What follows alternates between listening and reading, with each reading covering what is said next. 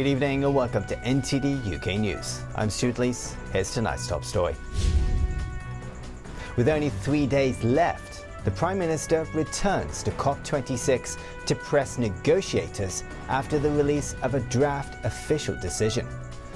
Also tonight, the pandemic and lockdown have delayed court cases, creating an unprecedented backlog that a Whitehall watchdog says could be a problem for years. And COVID passes expand to cinemas, theatres and concert halls in Wales. Welsh Conservatives say they'll continue to oppose their use. We don't want to see a two-tiered society here in Wales. We have not seen any scientific evidence to actually back up vaccine passes.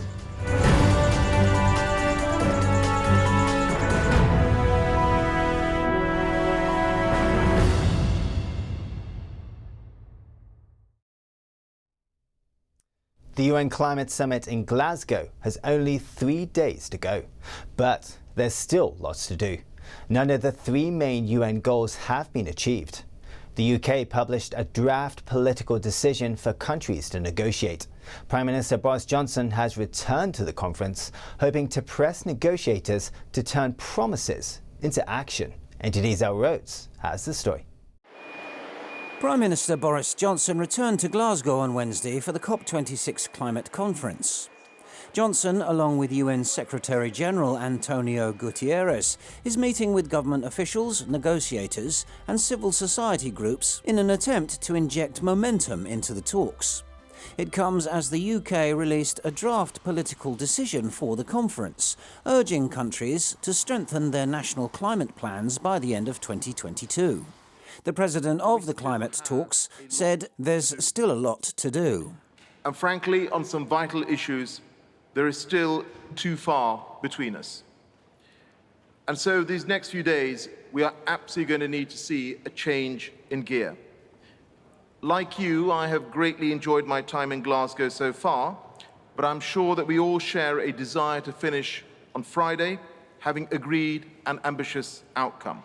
The United Nations Environment Programme Director also admitted progress is slow. There are some serious toddler steps, wanting to lean in, but they are not the leaps we need to see by any stretch of the imagination. She urged G20 countries to do more. The wealthy G20 economies have a historical responsibility under the convention, but everyone that has such a vast emission load has a responsibility and needs to stretch. Anderson acknowledged that none of the 3 main UN goals for the 2-week climate talks have been achieved. So we need to see much more. So there we have to just continue pushing, and the negotiators have to feel their feet to the fire and find courage and bravery in finding a way forward and smarts and not just positioning. The 3 goals are cutting greenhouse gas emissions by about half by 2030, securing about £70 billion a year in aid from rich countries to poor nations, and having half of that money go to developing nations to adapt to global warming. COP26 will end on Friday. Earl Rhodes, NTD News. The Supreme Court has blocked a mass action lawsuit against Google. The legal action had claimed Google secretly tracked millions of iPhone users' internet activity. The claim had sought to get between £1 billion and £3 billion in compensation for iPhone users. The ruling will upset a string of similar claims waiting in the wings against tech giants. NTD's Anna Rodriguez breaks it down for us. A £3 billion representative action against Google has been blocked by the Supreme Court. The US-based tech giant was alleged to have unlawfully tracked millions of iPhone users' internet activity and used the data obtained for commercial purposes. Former Which Director Richard Lloyd, supported by the campaign group Google You Owe Us, wanted to make a claim on behalf of around 5.4 million people in England and Wales. The landmark case sought to extend Britain's class action regime to include compensation claims for alleged misuse of data, even if there is no obvious financial loss or distress. Lloyd and Google UOS hoped to win between £1 billion and £3 billion in compensation at about £750 per person. A panel of 5 Supreme Court justices on Wednesday granted an appeal by Google. The judges said individual affected iPhone users would have to prove their data had been wrongfully used to claim damages. Lloyd said he's disappointed by the ruling as it provides little incentive for companies like Google to protect consumers. Google said it had focused for years on products and infrastructure that respect and protect people's privacy, and that the claim was related to events that took place a decade ago and had been addressed at the time. The ruling will have implications for other similar claims against tech companies. Anna Rodriguez, NTD News. The pandemic lockdowns have exacerbated the delay of court cases coming to trial. Figures from June show there was a record high of over 60,000 outstanding Crown Court cases and around 6 times that number in magistrates' courts. According to Whitehall, the criminal court's backlog could remain a problem for many years. This report comes from NTD's Malcolm Hudson. Academics and reporters told MPs this week that the backlog of court cases is a serious threat to open justice. The backlog, which has been affected by lockdown restrictions, has been described as the greatest challenge to open and transparent courts and to the public's right to see the justice system at work. The Ministry of Justice estimates outstanding Crown Court cases could still be 1/5 above pre-pandemic levels by the end of 2024. The remote hearings and the ability to submit guilty pleas online have been used to speed up the system and get through the backlog of cases. Yet experts are warning that a robust system is needed to ensure the public and journalists have access to the proceedings, and that if proceedings are not in the interests of the news media, then others need to report on them. If there isn't a news interest or it isn't going to make suitable news copy, or you're asking people to sit in proceedings that aren't fully reportable, then it's not, the media isn't necessarily going to be able to put the invest in that activity. So we need to think of ways of making sure that courts are reported and attended by other sorts of people. Townend said the move to online systems provided an opportunity for better transparency, but added it would be really critical to have scrutiny over how this would operate in practice. Maeve McLennigan, a reporter for the Bureau of Investigative Journalism, told MPs that it was sometimes tricky to get access to courts during the pandemic. She noted difficulties due to scant information on published court listings. Malcolm Hudson, NTD News, London. People visiting cinemas and theatres in Wales next week will need to have proof of double vaccination or a negative lateral flow test as the Labour-led Welsh Parliament votes to expand COVID pass checks. Last month, the Welsh Parliament approved mandating COVID passes to large events and nightclubs by a single vote when a Conservative member was unable to cast his vote. NTD's Jane Well has this report. Members of the Welsh Parliament, which is led by the Welsh Labour Party, voted to extend COVID passes to cinemas, concert halls and theatres. And the alternative, in the current climate, will mean a return to more stringent controls and restrictions in the run-up to Christmas. 39 members voted for the scheme on Tuesday evening and 15 against, played Cymru back to the vote. Outside the Welsh Parliament or Senedd, protesters singing the national anthem and saying no to COVID passes. And opposition inside, with the Welsh Conservatives and a Liberal Democrat member voting against the pass expansion. Vaccine passports are coercive, ineffective and anti-business. They limit our freedoms, but they do not limit the spread of COVID-19.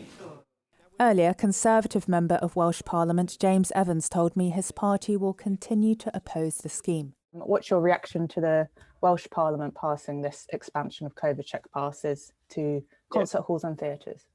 No, I was very disappointed that vote was passed yesterday in the Welsh Parliament. The Welsh Conservatives and I voted against this because we don't want to see a two-tiered society here in Wales. We have not seen any scientific evidence to actually back up vaccine passes. He says COVID passes aren't a Conservative policy. I've had a number of people come to me who think they're going to be negatively affected by this at a time when we should be growing our economy after COVID. The Welsh Socialist government here in Cardiff will actually send the economy backwards. That's not what I want to do. The measures are set to come into force for people in Wales from Monday the 15th of November. Meanwhile, privacy campaign group Big Brother Watch launched a legal challenge against COVID passes in Wales, calling them authoritarian, invasive and unevidenced. Jane Werrell, NTD News. Yorkshire's cricket woes continue as their head coach is suspended and their director of cricket is off work due to a stress-related illness. It follows reports in London newspaper Jewish News last week that Yorkshire first-team coach Andrew Gale had used an anti-Semitic word in an historical and subsequently deleted post on Twitter. The club confirmed that Gale is suspended pending a disciplinary hearing and a further statement will follow. Director of Cricket Martin Moxon, who faced calls to resign from former chairman Roger Hutton, is currently absent from Headingley due to stress. These developments come after recent reports on racism allegations made by ex-player Azim Rafiq brought media spotlight on the club.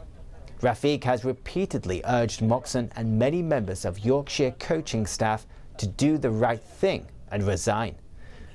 Culture Minister Chris Philip joined the calls in the House of Commons yesterday, saying if there is anybody left from that regime, they should resign as well. Still to come, the European Union considers more sanctions on Belarus. It's to target officials it says organised migrant actions at Poland's border. That and more after the break.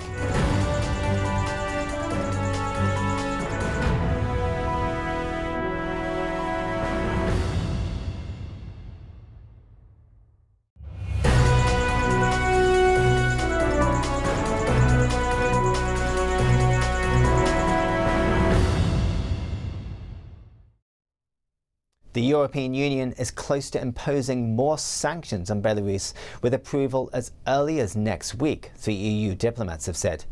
The EU and NATO accuse President Alexander Lukashenko for using migrants fleeing the Middle East as a weapon to pressure the West. The new round of sanctions is set to target Belarusian officials that the EU says have organised the migrant arrivals in revenge for sanctions on Minsk over human rights abuses. Hundreds of migrants huddled in freezing temperatures near Poland's border with Belarus on Tuesday night, as Polish guards and razor wire fences blocked their entry into the European Union. Officials said the EU is closing in on another round of sanctions on Belarus, targeting some 30 entities including the country's foreign minister and airline Belavia. It accused Minsk of encouraging migrants from Africa and the Middle East to illegally enter the EU, what it calls gangster-style tactics and hybrid warfare. They claim it's revenge for Western sanctions on President Alexander Lukashenko's government over human rights abuses, following its violent crackdown on protests against a disputed election last year. At least 7 migrants have died in the months-long standoff, and several thousand are now stranded at the border. A Polish spokesman claimed Belarusian security personnel were firing empty shots into the air, simulating dangerous events, while also providing tools to help migrants destroy the border fence.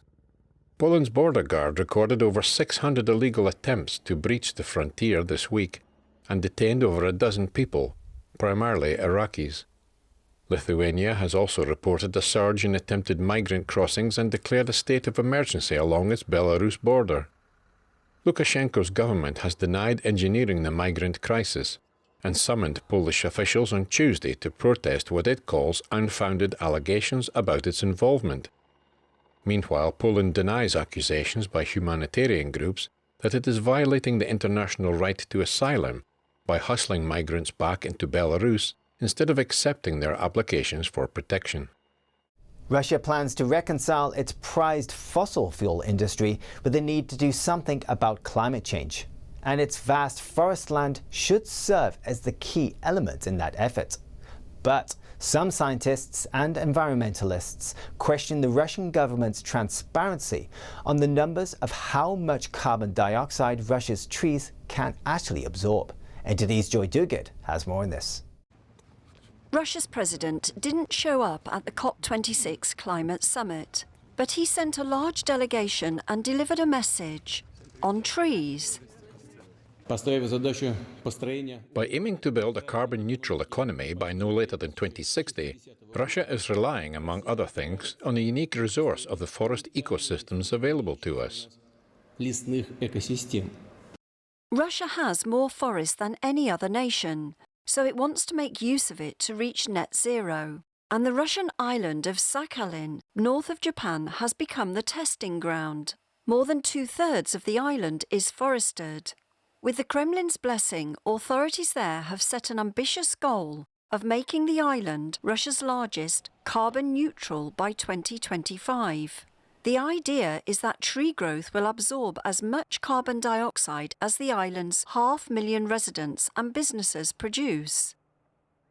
At a recent conference in St. Petersburg, Russia's Deputy Prime Minister for Environmental Issues said Russia's trees absorb 2.5 billion tonnes of CO2 a year. Scientists were surprised to hear that number. It's 5 times bigger than the number Russia reported to the UN in 2019. One problem is that nobody knows how many trees Russia has. Unfortunately, our official information about forest land is 25 years old. So the last National Forest Management Survey happened 25 years ago. Then this data has been updated somehow, but there were no direct measurements. Scientists agree that forests will play a key role in tackling global warming. But some Russian environmentalists fear that tree estimates would be made to fit into the answer. Russia has a vested interest in making its emissions figures look good. China and Saudi Arabia share with Russia a net zero goal of 2060, a decade behind the US and EU deadline. And also, like Russia, they are accused of lacking transparency on their emissions. Negotiators at COP26 say both countries delay a global deal by refusing to follow reporting requirements. Joy Dugid, NTD News. And now to Serbia. Industrial pollution from the huge furnaces of a Chinese-owned steel mill is angering residents in a Serbian village. The authorities in Belgrade say they are prepared to challenge Chinese-owned companies over environmental standards. A few hundred meters from the huge furnaces of the Smederevo steel mill in central Serbia, the village of Radinac is covered in thick red dust. Cancer rates here have quadrupled in under a decade, and residents want the Chinese-owned plant to either clean up or shut down. 70-year-old Zoran, a throat cancer patient who speaks with a voice prosthesis, says locals dry their laundry indoors and use vinegar to clean the dust from their cars. Everything is indoors. We are not going out. We do not dare because of the dust and pollution. We are breathing in all of that. According to the local public health body, the municipality of around 100,000 people reported more than 6,800 cancer cases in 2019, up from just over 1,700 in 2011. The plant was brought from the Serbian state for 46 million euros 5 years ago by China's biggest steelmaker, Hissteel.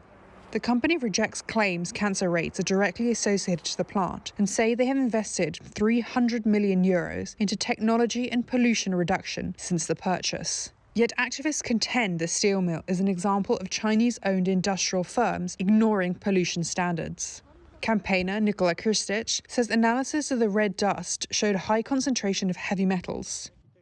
I think it is beyond comprehension that in 2021 we have to discuss the dust which is falling on our heads, black dust, red dust, which is greasy, which sticks to lungs, which makes breathing difficult, that we have to speak about slag, which is deposited wherever they find it convenient, to speak about air, which can be smelled and tasted, about people who have to dry their laundry in glass houses, who have to wash their crops before using them. Serbia, a long-standing candidate for EU admission with an uneasy relationship with the West, has forged close ties to Beijing, with China investing billions of euros into the country's infrastructure projects over recent years. Serbia's mining and energy minister, Zorana Mihajlović, told Reuters that if companies cannot reduce pollution, they must be fined or must halt operations. Each year, visitors flock to World War I memorials in northern France and Belgium to pay tribute to the fallen. This year, as Armistice Day approaches, travel and other COVID restrictions are still keeping foreign visitors away. Many institutions that rely on this remembrance tourism have struggled to stay open during the pandemic. The story comes from NTD's David English. Talbot House in West Flanders, Belgium, was a soldiers' club during World War I, where Commonwealth soldiers on the Western Front gathered to escape the battle. Now it's an institution in what's known as remembrance tourism. But like many other venues and clubs, it struggled during the pandemic lockdowns. I was sat here several months in a row, being the sole occupant of the house. It was very worrying because, well, this house means an incredible deal to me, and I really didn't want to be the one who lost it. Crowdfunding was the answer. Last year, a 98-year-old World War II veteran raised money by walking from a war grave cemetery to Talbot House. Locals donated generously. When a local died, the family asked that instead of flowers, mourners donate money to Talbot House. It became very emotional when I saw how how many people cared so deeply about it, how many donations came through. Since the end of World War I in 1918, millions of visitors have flocked to memorials in northern France and Belgium to pay tribute to the fallen. Now, after 2 years of the pandemic, lockdowns and travel restrictions are still keeping foreign visitors away. Another Armistice Day beckons, and for Nick Benoit, who runs the small Hoogie Crater Museum, the outlook remains bleak. Normally a week before Armistice, these are a row of coaches here, the parking full of British license plates. It's only English you hear in the museum and in the cafe, but you see it from yourself. There is no English. I think I have one English couple today. From 65,000 visitors in 2017 to just 3,000 last year, the numbers demonstrated how remembrance tourism has slumped throughout the region. Even the daily last post ceremony in nearby Ypres was at risk of being silenced. We often play the last post for 500 to 1,000 to 1,500 people. And during COVID, there was only the bugler and the names of the 55,000 soldiers on the gate, but without public.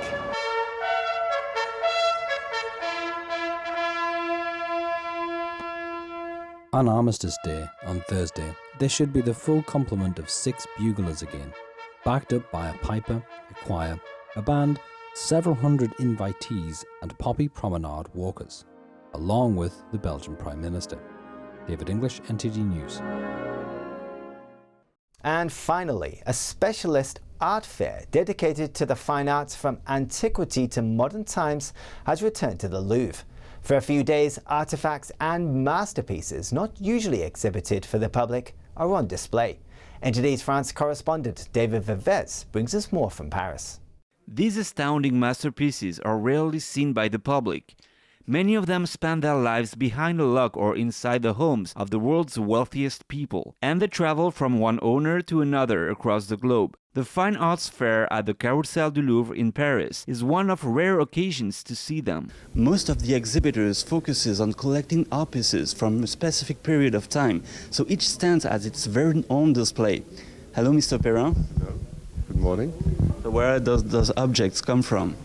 They're mainly Europeans from 1650 to 1850, so it's roughly 2 centuries. One part of the art dealer's job is to find the origin of the art pieces. Sometimes that's an impossible task. It's a marble piece, it's a bas-relief, it's 17th century.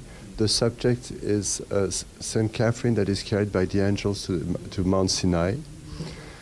We don't know who made it, and everybody has a different idea. So you know what, we're still looking for who the maker is, but anyway, the quality is amazing. It could also take a lifetime for art dealers to find a masterpiece. Those pieces, it was on the market 25 years ago, and now probably the collector died, the family is selling those pieces, so now it's with me, and tomorrow, who knows, So that's the story of art. Some artworks are not only masterpieces, but also have a great story, like this zinc mermaid. The statue stood in a fountain in Berlin, Germany. During World War II, it was shot by soldiers, and the bullet holes made by the rifles are now part of the object's history. Some pieces also stand as the last physical remnants from a period of time, like this 1,000-year-old wooden Bodhisattva statue.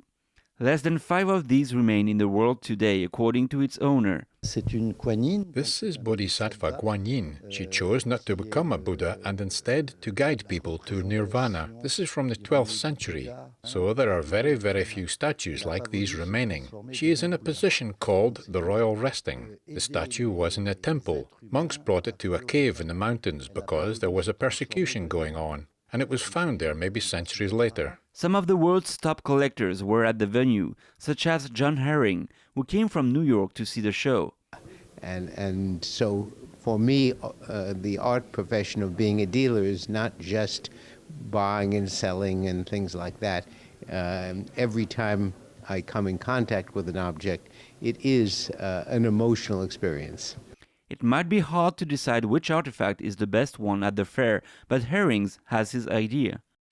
This bronze vase that was probably used by a Chinese king 3,500 to 4,000 years ago is his favorite. Collectors have until Thursday, November 11th, to make their picks. After that, the art pieces will travel to their new homes, where they likely won't be seen by the public again. David Vives, NTD News, Paris. That's the news for today. Have a good evening.